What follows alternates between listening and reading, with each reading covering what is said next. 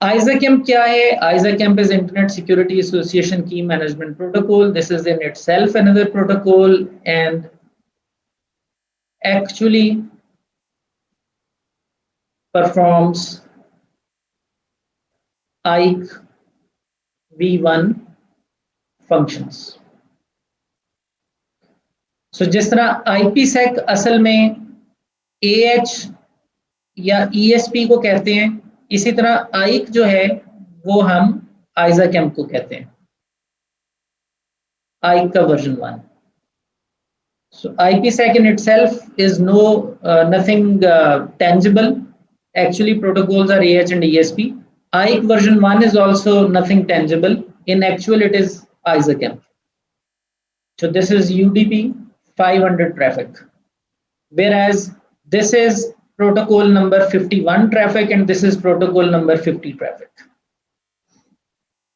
तो हमारे जो VPN टनल है, इस VPN टनल के अंदर एक सब कम्युनिकेशन हो रही है UDP पोर्ट 500 पे और एक कम्युनिकेशन हो रही है हमारी प्रोटोकॉल नंबर 51 या 50 पे. तो दो अलग अलग टाइप ऑफ ट्रैफिक्स हैं, combined are known as IPsec VPN.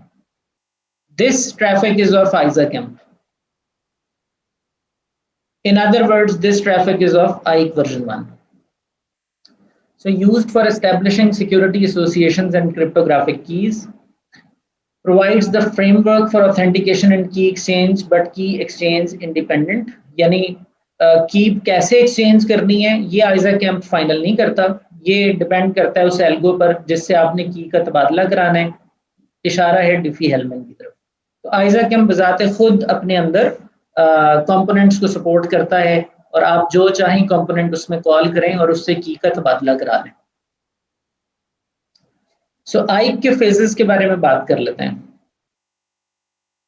IKE में, IKE वर्जन 1 में जब राउटर 1 और राउटर 2 के दरमियान VPN की नेगोशिएशन स्टार्ट होगी तो किसी एक साइड को याद रखें हम इनिशिएटर बोलेंगे और किसी एक साइड को रिस्पॉन्डर बोलेंगे.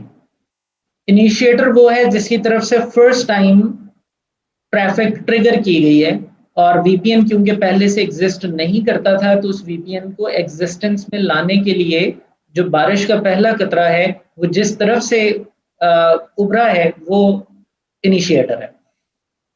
सो पहला पैकेट जब भी इनिशिएटर की तरफ से निकलेगा वो UDP का पैकेट 500 पोर्ट के ऊपर हिट होगा और ये ISACAMP का पैकेट होगा.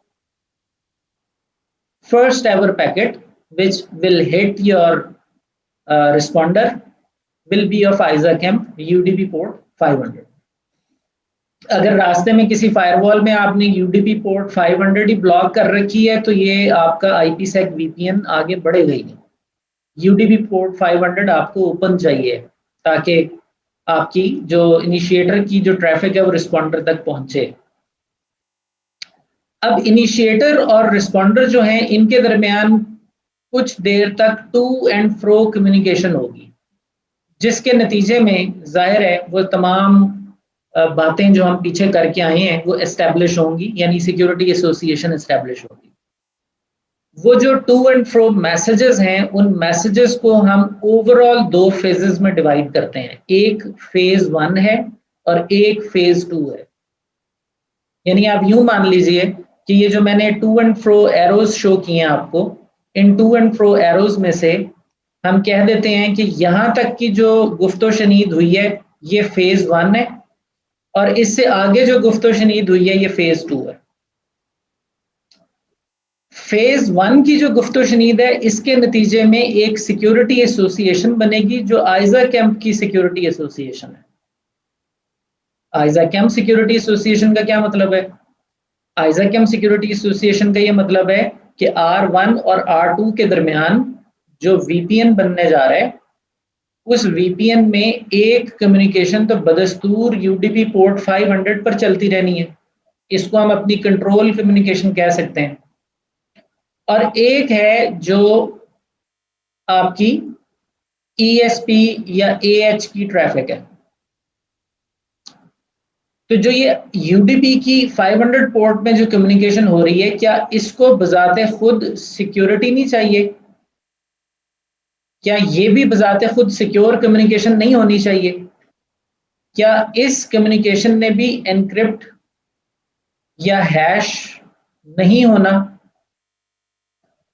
अगर इस कम्युनिकेशन ने भी सिक्योर होना है तो इसको भी इंतखाब करना है कि एनक्रिप्शन किससे होगी, हैशिंग किससे होगी, और फिर इनकी कीज दरमियान में आ जाएंगी।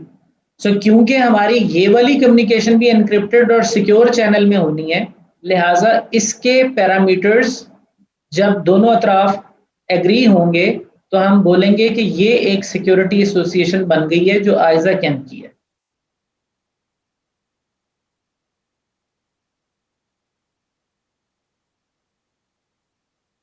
इसमें ये नोट कर लिया जाएगा, R1 नोट कर लेगा कि R2 के साथ जब भी मैंने आइजा कैम्प का पैकेट फेंकना है तो कौन सी इंक्रिप्शन, कौन सी हैशिंग और कौन सी की इस्तेमाल करनी है once we reach the end of negotiations. और फेज 1 जब एस्टेब्लिश हो जाएगा तो उस फेज 1 की एस्टेब्लिशमेंट के अंदर सिक्योर चैनल में फिर बातें होंगी। R1 कहेगा R2 से मिसाल के तौर पर कि आओ अब बताओ ESP यूज करना है या AH यूज करना है। अच्छा जी, हमने ESP यूज करना है। ESP यूज करना है तो बताओ इंक्रिप्शन किससे होगी, हैशिंग किससे होगी और कीज क्या होंगी। ESP की बात हो रही है यहाँ पे। सो ये जो टॉक हो रही है ये एक और सिक्योरिटी एसोसिएशन के लिए हो रही है, और ये सिक्योरिटी एसोसिएशन है फॉर IPsec।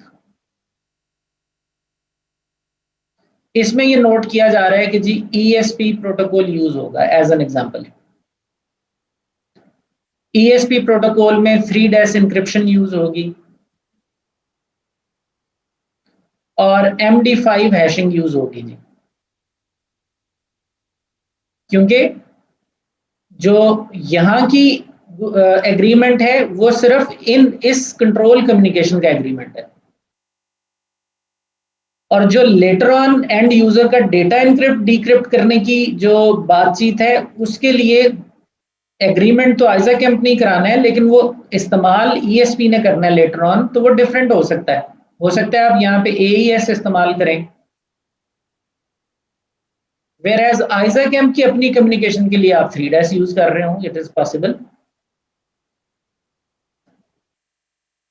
तो आइजा कैंप ने पहले तो अपनी कम्युनिकेशन को किस कवायद व जवाबित के ऊपर कराना है उसकी सिक्योरिटी एसोसिएशन एस्टेब्लिश कर ली, एग्रीमेंट करा लिया, और उसके बाद फिर उसने ESP या AH के लिए वर्किंग शुरू कर दी और उनकी सिक्योरिटी एसोसिएशन एस्टेब्लिश कराई। तो जब IPsec की सिक्योरिटी एसोसिएशन एस्टेब्लिश कराई जाएगी तो उस अमल को हम फेज 2 कहते हैं। वर्किंग आइजा कैंप ही कर रहा है, अभी तक IPsec ऑन नहीं हुआ। IPsec के लिए राह हमवार की जा रही है, IPsec के पैरामीटर्स को दोनों तरफ एग्री कराया जा रहा है। करा कौन रहे हैं? आइक करा रहे हैं वर्जन 1, जो कि असल में आइजा कैंप है। तो जब फेज 2 की गुफ्तो शनीद मुकम्मल हो जाएगी तो हम कहेंगे एंड यूजर को, चलो अब अपनी ट्रैफिक तुम सेंड करो, हम तुम्हारी ट्रैफिक को क्रिप्टो इंजन में से गुजारेंगे, दूसरी साइड पर भी क्रिप्टो इंजन में से गुजारेंगे और PC को दे देंगे। ये वो जगह है जहां सिक्योर कम्युनिकेशन शुरू हो गई है IPsec की। तो ये है जहां पर प्रोटेक्टेड डेटा अब एक्सचेंज होना शुरू हो जाएगा। इससे पहले जो कुछ था ये सब का सब आइजा कैंप था, बट एक में आइजा कैंप अपने लिए काम कर रहा है, एक फेज में आइजा कैंप IPsec के लिए काम कर रहा है ताकि डेटा कम्युनिकेशन का चैनल खुल सके।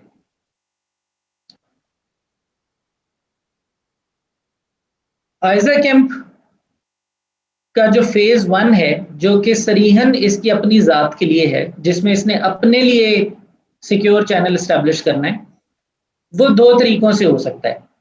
एक ये तरीका है, एक ये तरीका है। आप इनमें से कोई एक चूज करेंगे, या ये या ये। नॉर्मली ये यूज होता है। By default. मेन मोड में ये जो R1 और R2 आपस में नेगोशिएशन करेंगे वो टू एंड फ्रो 6 मैसेजेस हैं, हम देखते हैं अभी वो कौन से मैसेजेस हैं।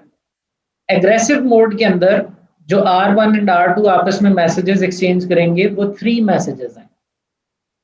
सो एक तो फर्क ये सीधा सीधा नजर आ रहा है कि this is slow and this is fast, but जब आप आगे तफसील देखेंगे इन मैसेजेस की तो आपको पता चलेगा this is secure and this is unsecure. तो ये ट्रेड ऑफ है फिर कि आपने स्पीड को सामने रखना है और सिक्योरिटी पर थोड़ी देर के लिए कॉम्प्रोमाइज करना है, या आप स्लोनेस बर्दाश्त कर लेंगे बट सिक्योरिटी पर कॉम्प्रोमाइज नहीं करेंगे। तो आप इन दोनों में से किसी एक तरीका कार का इंतखाब कर लेंगे for phase 1। But for phase 2, there is only one way out, and that is quick mode.